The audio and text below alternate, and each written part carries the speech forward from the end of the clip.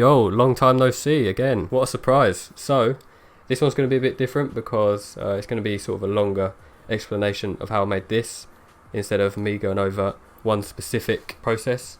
But I'm just going over all of the processes I used to make this out of these images. So I'll leave these same images to download so you can follow along. But the main point that I'm trying to make is that it's just one process that you repeat over and over again on all of the images.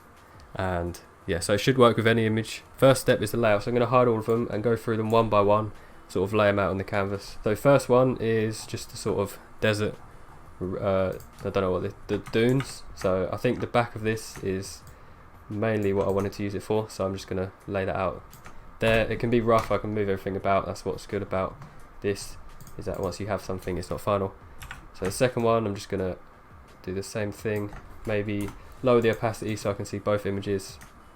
And because these hills are a bit bigger, they take up a bit more space than these ones, I'm going to add it below so it looks in front of the back ones. And then this one is going to go in the back because these are the smallest rocks.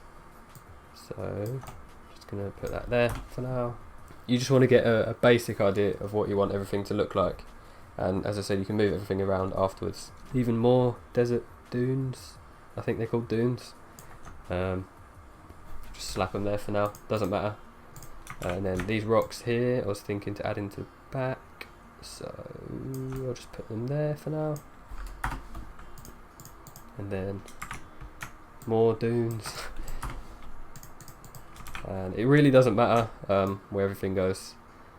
I'll also leave the PSD for this file, so you can follow along with the PSD. Yeah, so next you want to draw, I'm going to draw it just to help me explain it and just to help me visualize it. Draw the horizon line, which is basically where everything vanishes, so the vanishing point. So let's say it's there, then that means that the sky is going to finish there and that the land is going to start at that point as well. So just basically how a normal horizon works. So because we have mountains in the back, it's not going to be a perfect flat line, but it's just to sort of help you lay everything out. So yeah, starting with the furthest back, which is this one, I'm going to move that underneath again and just lay it out there. And now I'm going to be a bit more precise with how everything's laid out. What I'm going to do for this one is duplicate it and invert it because it doesn't fill up the whole back, so I'm just going to do that. So that's just to make sure that everything in the background is covered, but then I'm going to add this image over the top, sort of here, just so it doesn't look, because you can tell this has been mirrored at this point. So I'm just going to add another image here to make it sort of a different rock layout, if that makes sense. So yeah, I'll put that there. And then we got the dunes in the front. So I'm just going to keep it to this one for now. And then this one is going to be here. It's again, it's just sort of playing around with all the images and seeing what looks best, sort of as roughly as you can, because if you spend time on this part, it's a waste of time because all this is going to get changed in the future. So yeah, just make sure that's like that. And then I'm going to put this one because it's more of a flat landscape, as what I mean by that is the floor, and this one actually I'm going to choose is sort of more flat, whereas this one is sort of more angled down. I'm trying to explain my thought process as I'm doing it, but it might not make sense, so apologies if it doesn't. Next step is I'm going to mark all these with a colour to make sure that I know these are the ones I'm going to use. So highlight all of them, right click on the eye and go to red. Doesn't matter what colour obviously, but just so I know which ones I'm using. And then start with the sky and one of the mountains. Here, we'll start with these mountains. So this is the most tedious part of it, I'd say, and that's just cutting out all the images. So you select the sky with something like quick select, or if you have enough patience, pen tool, because it's more precise, and then you hold alt and click this button here, the layer mask button, and then there you go, you got rid of the sky.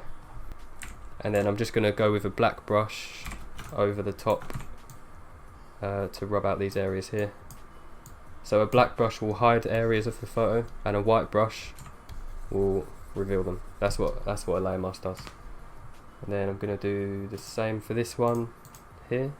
Also, because I duplicated this, I don't want to do the layer mask again, so I'm going to delete the flipped version and just reflip it with this layer masked version. Then for the next image, which is this, I'm going to add the opacity up a little bit just so I can see it better. And again, probably just use quick select and get rid of the sky. So just drag over where the sky is. There's bits in here that don't get, it doesn't have to be perfect. Later on I'm going to blur this anyway, and I know I'm going to do that because it's further in the background. So again, this doesn't have to be perfect at all. Just get rid of all this. Just make sure it's all selected so there's no little blue awkward bits, and there.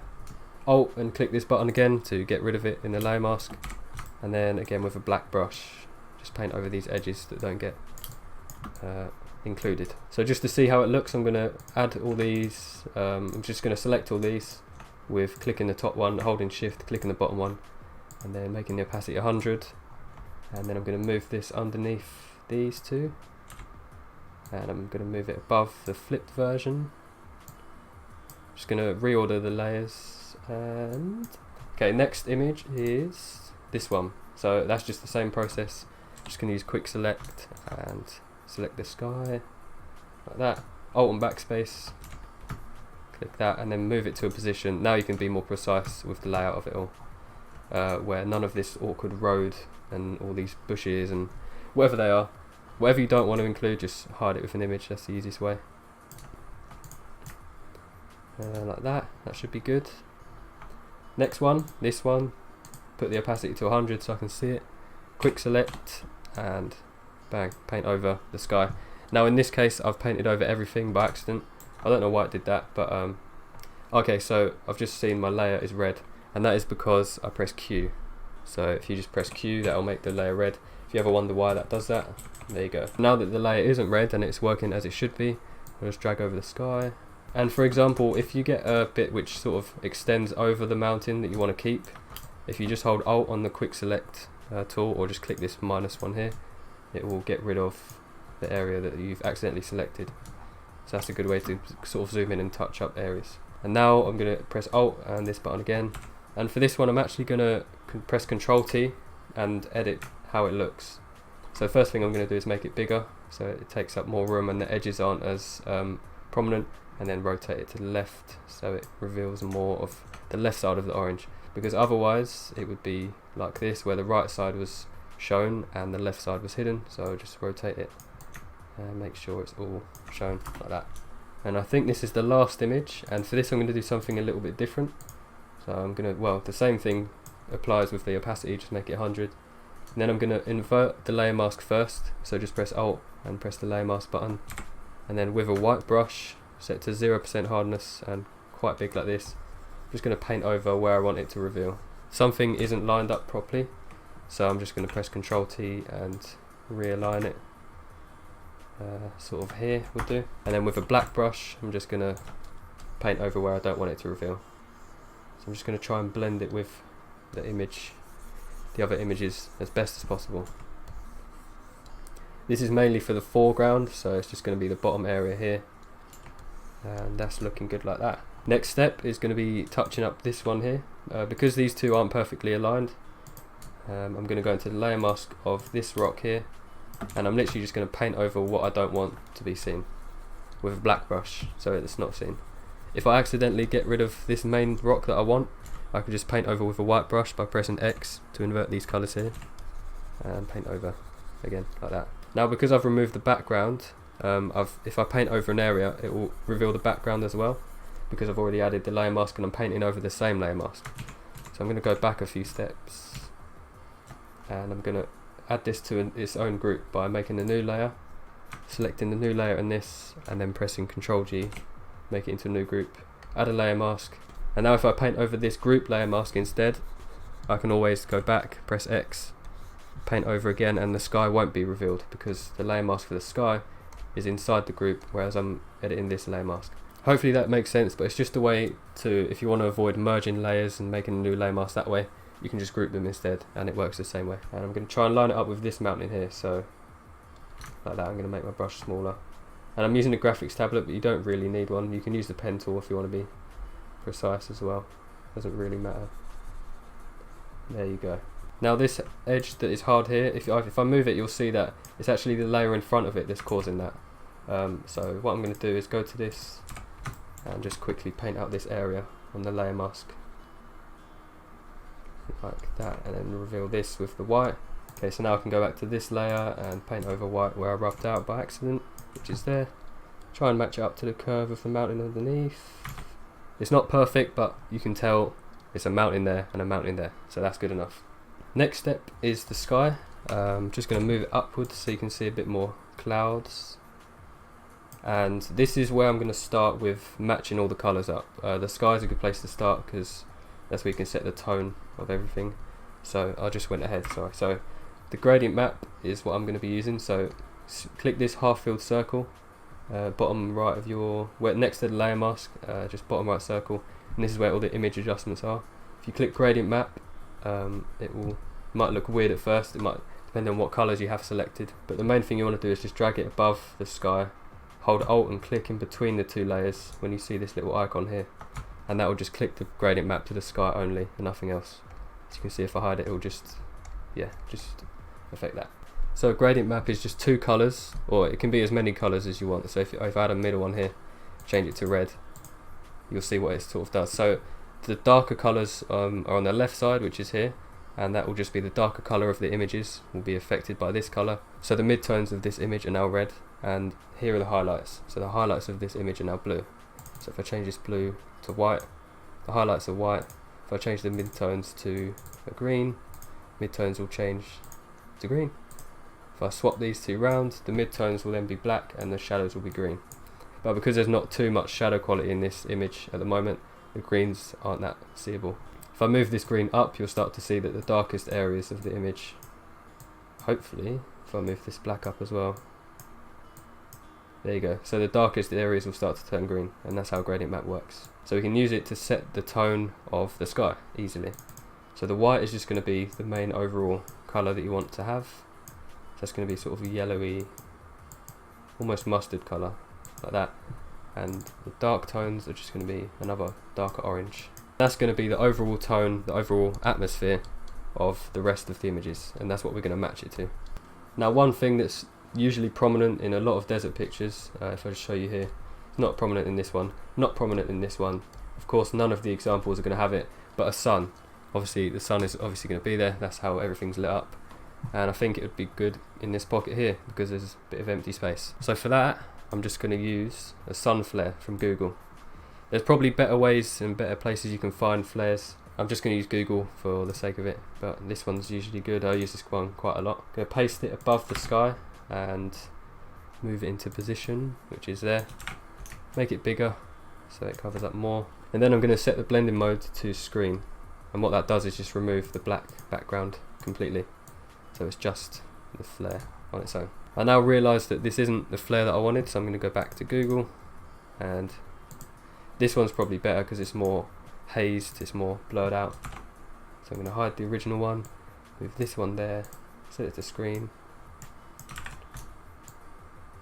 and there you go, that's a lot better. I'm also going to go to Image, Adjustments, Hue Saturation, and then I'm going to make it more of an orangey colour because right now it's a bit yellow, so I'm just going to match it up to the rest with orange, like that. Next step is matching up all of the images with the sky. So I'm going to start with this rock here. Two main image adjustments you're going to be using are levels and colour balance. So we're going to start with levels. Levels is to adjust the lighting and the shadows and the highlights and the midtones, everything like that. And the colour balance is obviously the colour itself. So again, on the layers, I'm going to add the levels above the group, which in this case is this rock here. And I'm going to hold Alt and click in between the two layers to clip the levels. So now if I adjust the levels like crazy, you'll see it only affects that rock. If I unclip them, just the same way as I clip them, hold Alt and click in between them, and now it will affect everything underneath the layer. So just clip it, make sure it only affects the rock. So when you're working with lighting, in case of like levels, exposure, anything like that, you want to keep it to the luminosity values only. And one way I like to sort of visualize this and see it is by adding a solid color, setting it to black or white, anything on this left side works. Just make sure it has no saturation at all. So set it to black and then change the blending mode from normal to color. That way it's now a proper black and white image where all the luminosity values are the same. I'll just show you quickly. If you go to Hue Saturation and set the saturation down, it may look like it does the same thing, but when you change the saturation of an image, it changes the luminosity values as well, whereas this colour fill keeps them all the same. So now I'm going to go back to this levels adjustment here, double click this circle here to bring up this window, and I'm going to change this output levels on the left because the shadows are very dark compared to the sky. As you can see, this is the darkest area of the sky and this is the darkest area. If you just compare them, yeah, they're very different. So I'm just going to drag this left output slider up to get rid of the shadows, and I'm also going to drag the right side inwards a little bit just to reduce the contrast, and that should be good like that. And to keep it easier, I'm just going to go through all the layers with levels. So I'm just going to duplicate this levels adjustment and put it to this layer here, which is this one here. So just put it there, double click it again and just alter the levels a little bit like that. And then I'm going to duplicate it again for this layer here, like that, clip it to that. Okay, so the rule is with levels that the further an object is from the camera, the less contrast it has. So that means the further you want to push this black slider here to the right and this white slider here to the left. Now that I have two images to go off, I'm going to go back to the first initial rock, which is here. So click this levels here. I'm just going to adjust this one slightly so it matches up more. And I think the midtones are too light at the moment, so I'm going to push it to the right to sort of darken them a little bit. And hopefully you'll start to see it match up with the rest like that. So that's perfect. Okay, next image is the next furthest back image, which is this. I'm just going to duplicate the levels, clip it to that and adjust them. Now because this is further forward, you can drag this to the left to make it a little bit darker, sort of like that, and drag this to the right to make the highlights a little bit lighter, and then that should be pretty easy. Next image, the next one above, click the levels, double click. Okay, so this one's a bit different because even if I drag the black slider all the way to the left, it's still quite a bit lighter. So I'm going to drag this black slider at the top to the right, and that will make the dark areas darker. And that's the same with the white slider on the top bit as well. If you drag that, it's going to make the brighter areas even brighter. And then I'm going to also add another brightness and contrast layer, which is here. Clip it again, lower the brightness and lower the contrast, because I feel like these areas here are too black. And because I feel like these are way too dark, I'm going to add another levels, clip it and make the black areas up a bit. Invert the mask and paint over just this black area here. It's a bit rough, but you should see that. So I'll just make it a bit stronger and play around with it. There you go. So before and after, it just starts to blend in a lot more. And then one more final levels adjustment above everything, and I'm just going to make it a bit darker in the dark tones like that. And now for the last image, which is here, it's exactly the same. So I'm just going to duplicate one of the levels from the other layers, clip it, and again just manage all the adjustments slowly so you can see them all. And I'm going to actually change the layer mask of this slightly because I feel like this sand here is too grainy, whereas this is sort of all smooth. So I'm just going to try and make that transition a bit smoother. So now as a black and white image, it's starting to work a bit more. If I get rid of this colour fill adjustment, you'll start to see that the colours aren't really blended at all.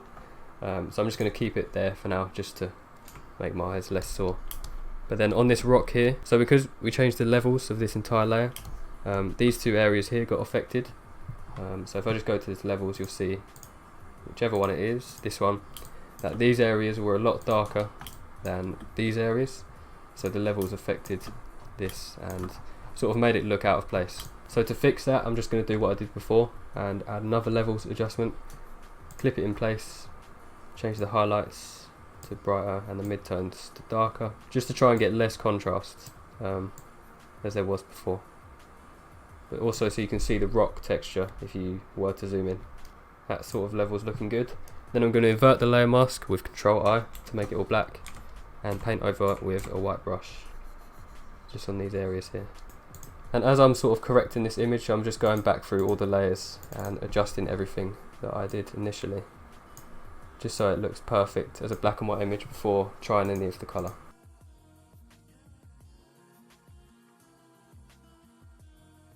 Okay, so now it's looking good. Obviously with the colour fill, without, it's not looking good. And then that takes me on to the next step, which is adjusting all the colour of the image. To do that, I'm just going to add a new layer above everything and sort of set a colour that I want. Probably take it from the sky because I've already set the mood, so that this sort of orangey colour, and I'm just going to make it a lighter version of it. And this is what I'm going to use for the haze. So you'll see in a lot of landscapes that the further out it goes, the more haze there is. We just like almost mist, like this sort of thing. So if I move this layer above the back mountains but below the next layer above, that's a mouthful, but here, paint over, you'll see that it only affects there. So that's just basically what I'm going to do on all of the in-between sections between the mountain layers. So just paint over in this one, and then in between these two, going to make a new layer and paint over there.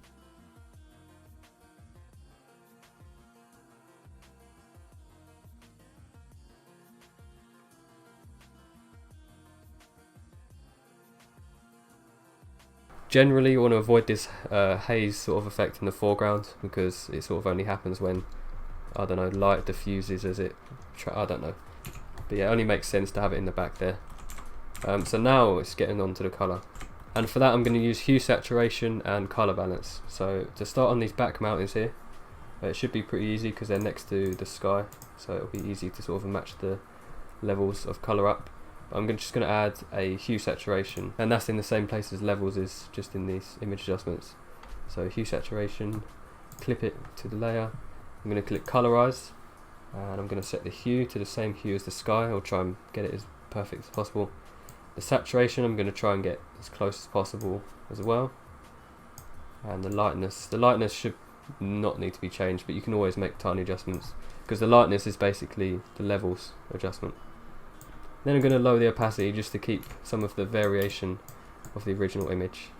And for this one I'm just going to set the saturation up a tad, just because this is mainly closer to the sun.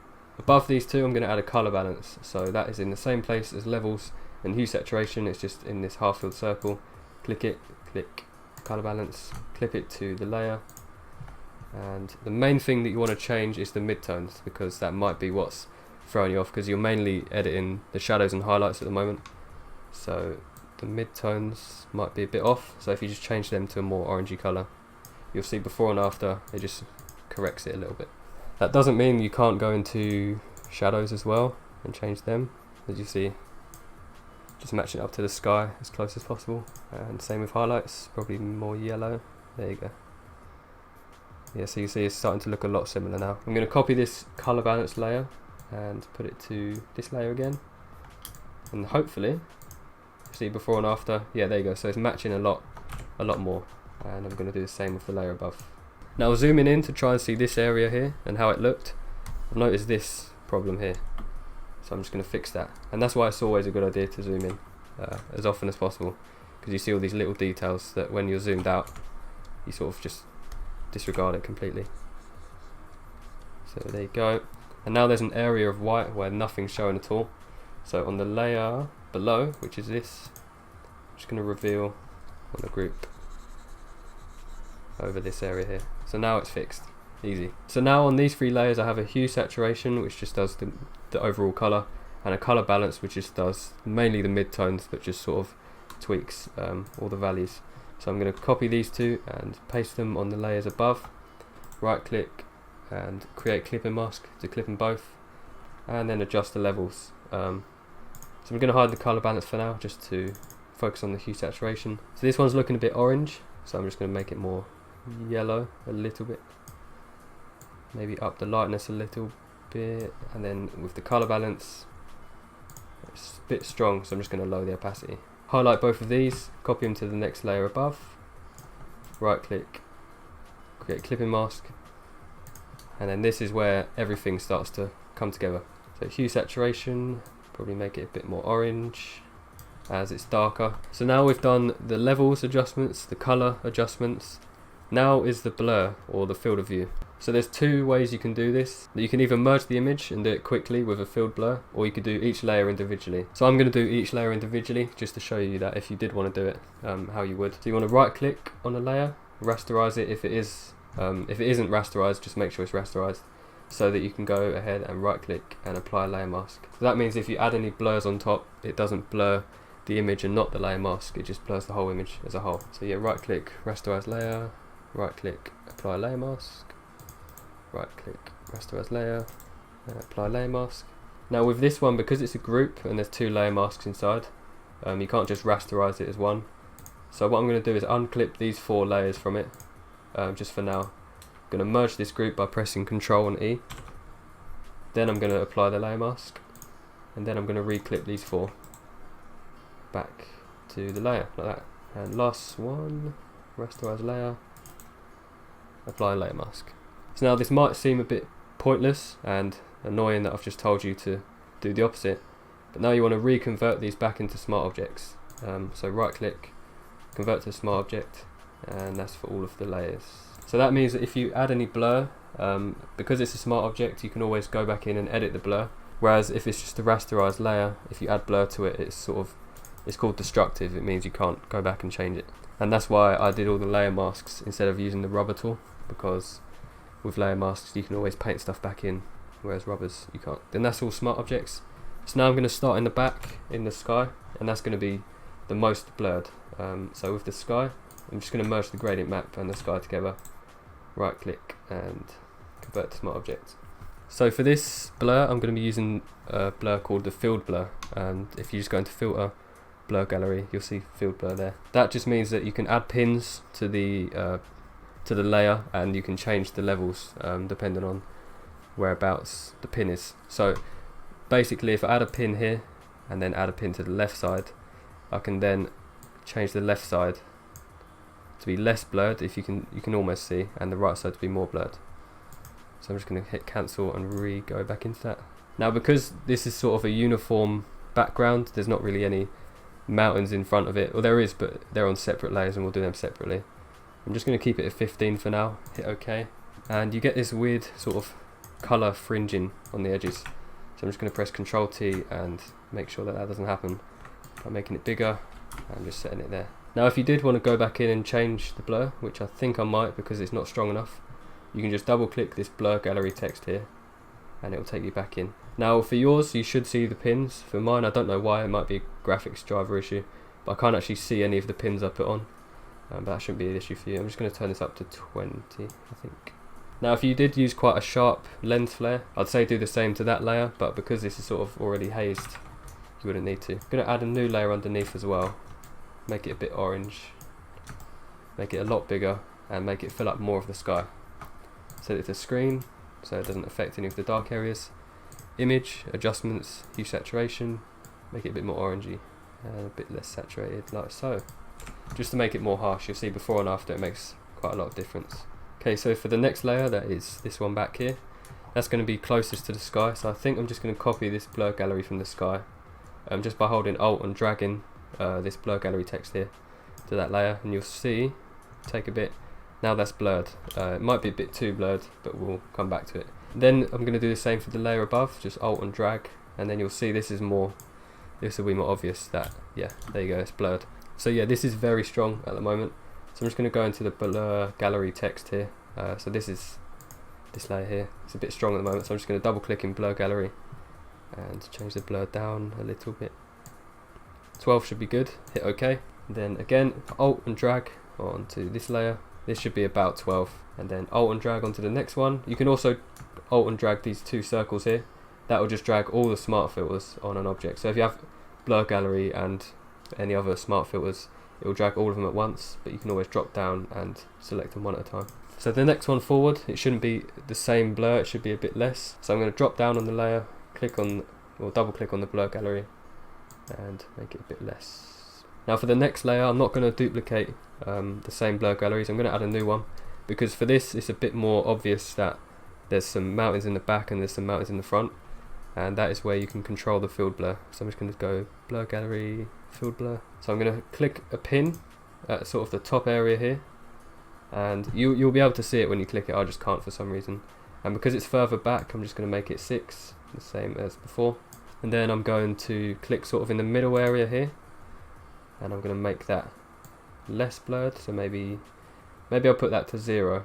So that's the sort of the area in which everything is focused. And then sort of more this side at the bottom, I'm going to add another point and re-blur it again to maybe 8, because I want the foreground to be blurred as well. I want there to be an area of focus in the middle. So there should be more focused, I think. Maybe a little bit like 2. And this is another thing where it's just playing around with the settings. And another good thing with smart filters as well is you can just toggle them on and off, so you can see what you did. By the way, the website that I've been getting everything from is called Pixabay. Highly recommend, it's really good. Yeah. Okay, so this image is probably looking better, so I'll just get that. Shout out to this guy. We're actually not going to be using that image, we're going to be using this one, change of plan, just because I've found it and it looks pretty good for the foreground. Thanks to Free Photos, 9,092 images. Shout out Free Photos, 9,092 images, thanks for the free photo. 9,091 free others. So for this one the quick select won't really work. I just want this front portion here, so I'm going to use the pen tool for this, and I'm just going to do it quickly, because it doesn't have to be too accurate, because it's just needs to be the rough shape of a dune. I hope they're called dunes, I've been saying it a lot. So pen tool that, make selection, OK, Control J to duplicate it from the original layer, then I can just delete that and just use this on its own. So I'm literally just going to follow the same image adjustments that I did for all the other layers. So I'm going to put it underneath the colour fill, select it, so you can see how it looks in black and white. Then I'm going to change the levels, bit less dark tones, mid-tones, just going to put up a little bit. So now that's looking decent. Hue Saturation, clip it, colorize, make it orange, make it saturated, make it more orange, like so. And on the levels I'm just going to turn the brightest areas down, like so, and the mid-tones up a little bit, just so this highlight here isn't as strong. And then I'm going to go back into Hue Saturation and just make the saturation a bit brighter, a bit more yellowy. And then for colour balance, that's just going to be making the mid-tones a bit more red. And then just as a final correction, I'm going to add a solid colour, and I'm going to set it to the sort of mid-tone colour of the background, so that's going to be about here. And I'm going to set it to that, make it a bit more pale. Set the blending mode to colour, and you'll see it should do a good job of sort of matching the colour up. So yeah, last step is to convert this into a smart object, and filter, blur gallery, field blur. Click OK, and then there you go, you got yourself a foreground dune. So now if you were to take this further in your design, you'd obviously do everything you do. I'm just going to go through some final effects. Usually you do this at the final portion of your design in general. You wouldn't do this after making the landscape. Say if you wanted to add a person walking, for example, you do that before all these steps. So this is just final effects. So I'm just going to collapse this group just to make it more simple. Then I'm going to use the shortcut Control Alt Shift E, bang, easy. And then that will merge all of the layers into a single image. Then I'm going to go Filter, Blur, Gaussian Blur. So I'm just going to blur that. Invert the layer mask, set the blending mode to screen, and then with a white brush, soft, I'm going to set the flow on my brush to about 10, and then just paint over the sun where it sort of shines down on.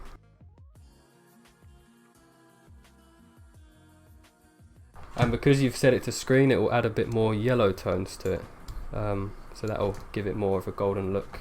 So before and after, it just makes it a bit more bright. I'm going to lower the opacity because I think it's a bit much. So that's how you get a sort of bloom effect. And then the next is just the colour correction. So I'm getting Control Alt Shift E to merge everything. I'm going to right click, convert to smart object, just so you can edit it and come back to it as always. Filter and camera raw filter. Now this is what I use mainly to do all the colour correction stuff. So I'm just going to put the temperature up a bit to make it more orangey. Put the purple, pinky, magenta tint to it. Contrast, put it up a little bit. Highlights, up a little bit. Shadows, probably down, but the main thing is clarity. If you put that all the way up, you'll see that it makes it really defined in the sharper areas. Vibrance, put it a bit down, but then to combat that, put the saturation up a little bit. And then there's more windows up here, which you can change. I'm just going to go to HSL adjustments, Hue Saturation and Luminance, and then I'm just going to change some of the hues slightly, so it's more orangey. Red, there isn't detecting any reds, so I'm just going to keep that as it is. What about yellows? Yeah, so the yellows are there, so just going to make them more yellow, and I'm going to make them brighter as well in the luminance window here, like so. I'm going to make the oranges a bit darker, and the same with the oranges, just turn them up a little bit.